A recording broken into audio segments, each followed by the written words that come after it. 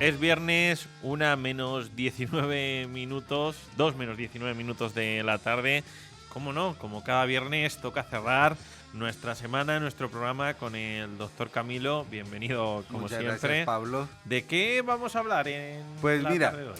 La canción que estaba sonando, que como te digo yo, nosotros que somos los hijos del rock, ¿sí? La reconocemos al rompe, y Lorena, que la ha oído cantar por Homer Simpson, ¿sí? Sabemos inmediatamente que es Jimi Hendrix, el dios de la guitarra eléctrica, cantando una canción que se llama Purple Haze, ¿sí? Y Purple Haze es una canción que lo que nos cuenta es un colocón con LSD de Padre y Señor mío, ¿sí? Uh-huh. Porque el tema que traemos hoy son los alucinógenos, ¿sí? Y para que nos sentemos un poquito en esto, pues estamos hablando de similitudes como por ejemplo alucinógenos, entenógenos, psicodélicos, drogas visionarias, drogas del poder, psicodilépticos, psicomiméticos, diéticos y todo lo que tú quieras, ¿sí? Para indicar pues que estos son drogas que nos van a producir una afectación del entorno, de la percepción, y que nos van a hacer ver, oír y sentir cosas que están mucho más allá de nuestra realidad. Y los alucinógenos no es algo reciente. Todos pensamos que estos son medicamentos o drogas que aparecieron ahora, es una cosa nueva. Pero hay registros de que hace más de 5,000 años la gente, los humanos y en todas las civilizaciones han utilizado todo este tipo de drogas, ¿sí? Sobre el año 3000 a.C. ya hay registros del uso de los opiáceos, que no es un alucinógeno. Es un psicotrópico, pero no es eso. ¿Qué diferencia hay? Claro, mira, al final la gente los confunde mucho y claro, todos piensan que son lo mismo. Los medicamentos que tienen una acción psicotrópica, ¿sí? Hay algunos que producen, por ejemplo, sedación, como por ejemplo los barbitúricos. Otros producen excitación, como las anfetaminas. Y otros producen alteraciones de la percepción, como los alucinógenos. Eso es la gran diferencia. Cuando tú te tomas un alucinógeno, ves, oyes, sientes cosas que pueden ser reales o no, ¿sí? Y entonces eso influye en la situación. Ahora, estas drogas alucinógenas, que desde tan antiguos se vienen utilizando por la humanidad, pues normalmente se les ha dado un valor de tipo espiritual, religioso, que siempre están como una vía que se integra dentro de un contexto sagrado, chamánico para algunos, pero es sagrado, ¿sí? Y que es profundamente espiritual, es una vía para poder ponerse en contacto con los dioses. Sí, como un trance, podríamos decir. Para entrar en contacto con los dioses y para ayudar a curar problemas del alma, del espíritu, ¿sí? Y para eso hay de todo. Es decir, en la América precolombina, y estamos hablando de unos 4,000 años antes de Cristo, el empleo de estas sustancias era muy común, y sí, aún hoy en día sigue siendo bastante común en su uso, ¿sí? Y los pueblos originarios, dependiendo de la región, lo que utilizaban eran los hongos, ¿sí? O el peyote, o la ayahuasca, que eran los más utilizados en América. En la antigüedad mediterránea, es decir, Grecia y Roma básicamente, ¿sí? Se utilizaban para una serie de ritos en la antigua Grecia que se llamaban los misterios de Eleusis, que han sido vinculados a estos problemas adivinatorios. En Roma, el uso del opio y la marihuana era muy común. De hecho, si en aquel momento hubiera existido y yo le regalara a otro romano un paquetico de Santa Marta Golden, se había puesto más que feliz porque era una cosa de uso cotidiano, se regalaba como una cosa de muestra de aprecio y afecto, y era muy común utilizar este tipo de cosas. ¿Sí? Pero bueno, ponme algo más de musiquita. ¿Sí? Esto de los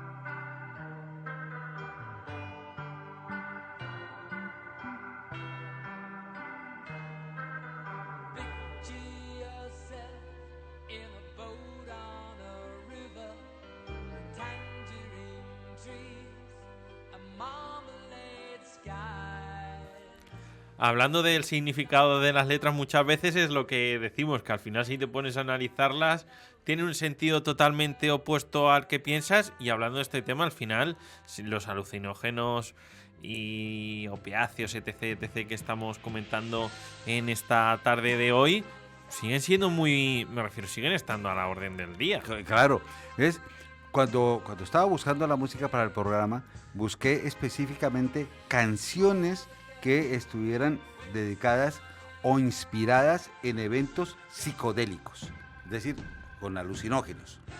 Entonces, la de Jimi Hendrix era una, y esta todo el mundo dice que es la más de los más, porque es Lucy in the Sky with Diamonds de los Beatles, pero en la versión de Elton John, que a mí me parece fantástica. Pero si tú lees la letra es un colocón, pero un colocón de padre y señor mío de allá para el otro extremo. ¿Ves? Pero el problema es que los alucinógenos nosotros los entendemos como una especie de drogas recreativas, cuando en realidad en el contexto histórico no han sido drogas recreativas, son drogas que tienen un carácter religioso o tienen un carácter sagrado. Por ejemplo, la famosa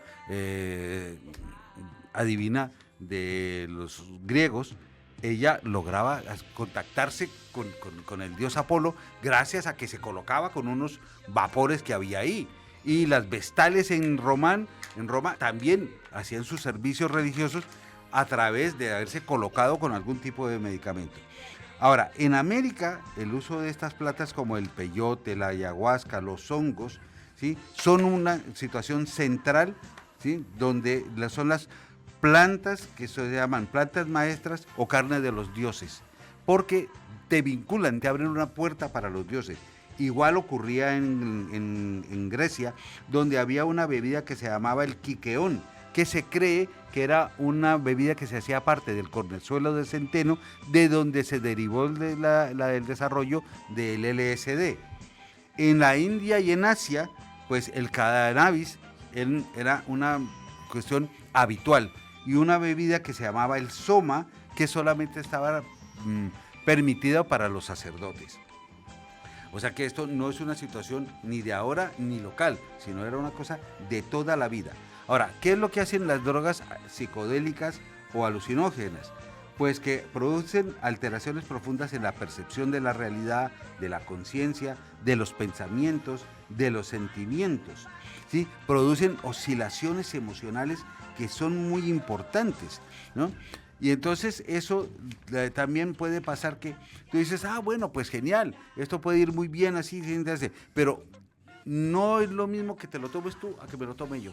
La misma dosis puede hacer un efecto más intenso en ti y menos en mí, o todo lo contrario. Claro. Es muy variable, no depende tanto de la dosis como de la persona. Claro, al final metabolismo, tema de cómo se ingiera, ¿no? Esto al final, entre comillas y salvando las distancias, es como el alcohol. Hay gente que con una copa ya le sube y hay gente que parece un tanque y que le echas y no aparece. Eso es. ¿Ves? Ahora, la otra es, dice uno, bueno, vale, ¿y esto cómo funciona? ¿Sí? Entonces, hay varios mecanismos que se han propuesto para la mayoría de estos alucinógenos. Lo primero es que producen una disrupción del funcionamiento de las células nerviosas y de los neurotransmisores. El principal neurotransmisor involucrado en esto parece ser la serotonina, que es el neurotransmisor que está en el cerebro y la médula espinal, donde está involucrado en lo que es los sistemas de conducta, percepción, estado de ánimo, hambre, temperatura, el comportamiento sexual. Por eso es que dicen que echarse un kiki colocado con estas cosas, dicen que es algo fuera de este mundo.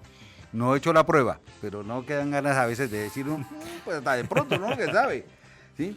Bueno, también se ha dicho que muchos de ellos, pero no tanto lo que se llaman los alucinógenos clásicos, tienen una alta afinidad por la dopamina. Y la dopamina también sabemos que es un neurotransmisor que está vinculado con la percepción del dolor, de los sistemas de recompensa, de la felicidad y cosas por el estilo. Al final la dopamina también lo dicen, ¿no? Como que es una especie de droga. De droga natural. Porque al final, y más ahora viendo, ¿no? Como el consumo de redes sociales, de consumo instantáneo, ¿no? Te activa esa dopamina. Exactamente.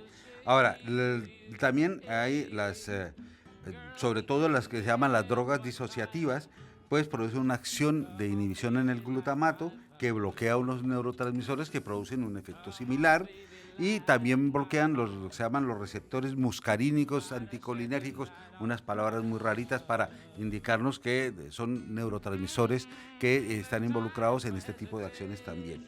Pero lo más novedoso ahora es que también se habla de que todos estos alucinógenos, sobre todo los que llaman los alucinógenos clásicos, producen una alteración en el sistema del GABA. Y GABA es un neurotransmisor inhibidor.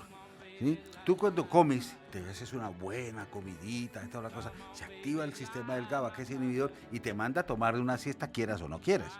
¿Sí? Por eso es que cuando estás bien, dices, hemos comido rico, y te entras a dices, ay, qué rico un sueñito ahorita, qué bueno, pues es por eso.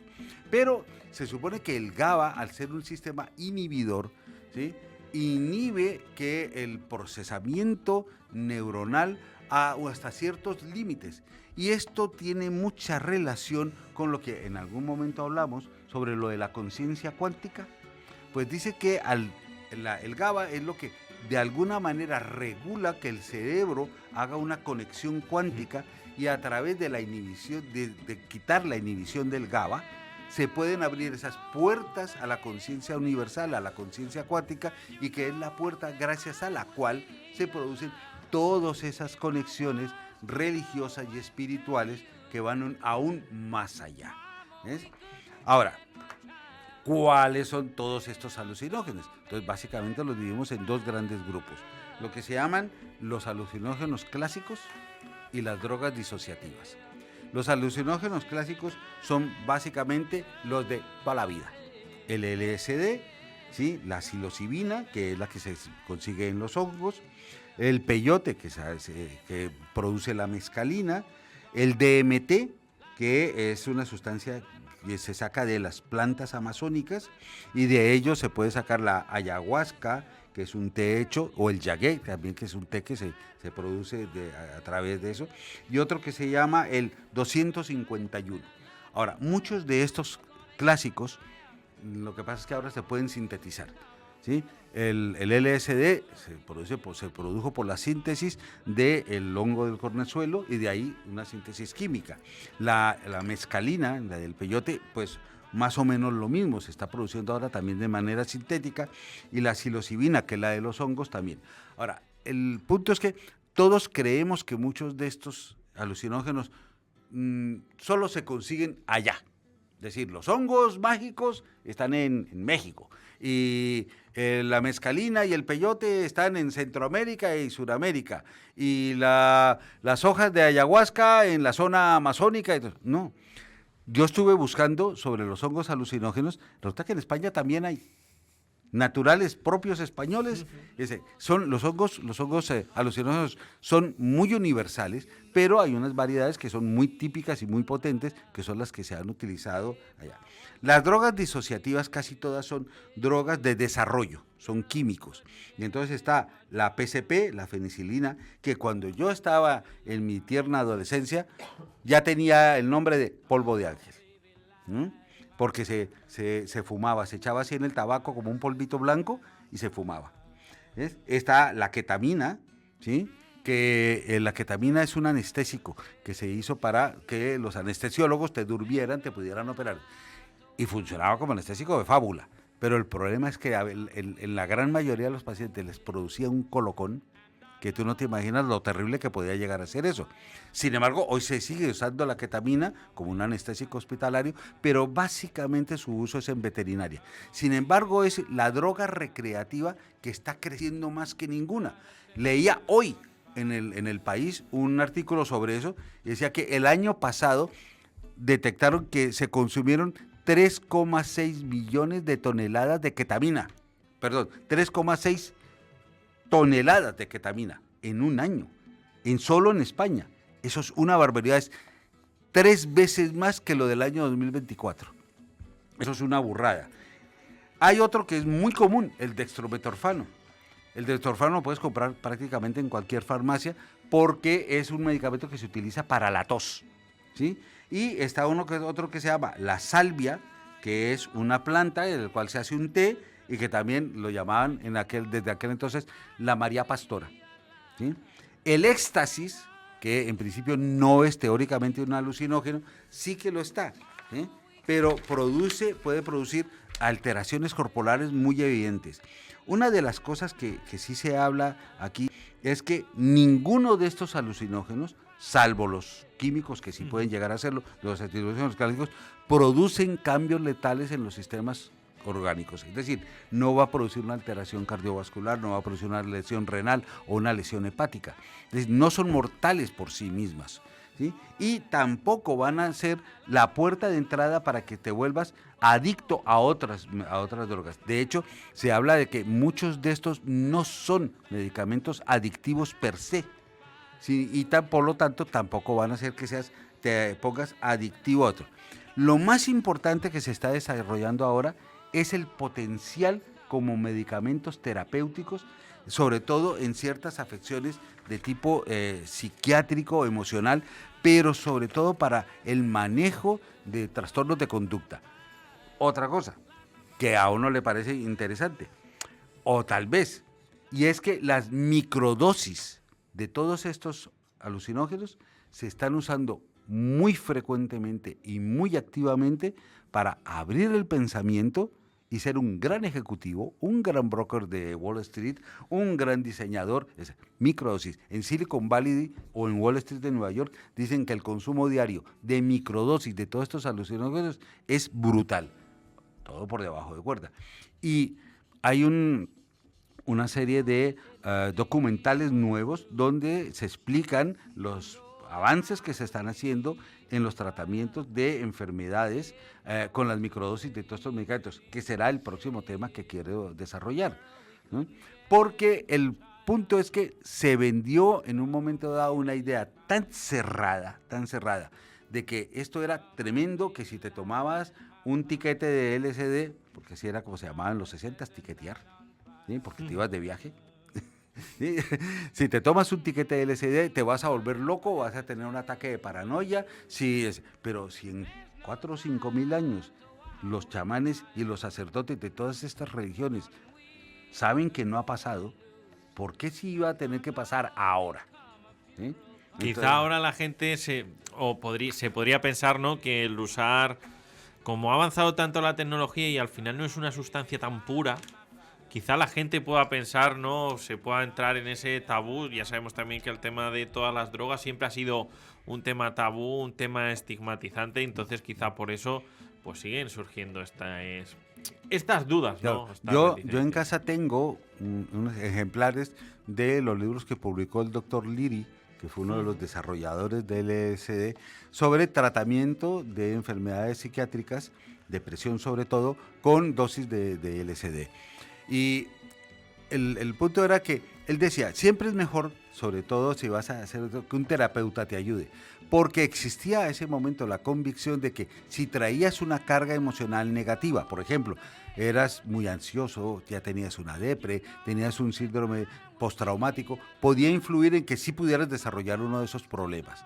Pero hoy en día justamente esas indicaciones son las que se usan para utilizar estos medicamentos como tratamiento.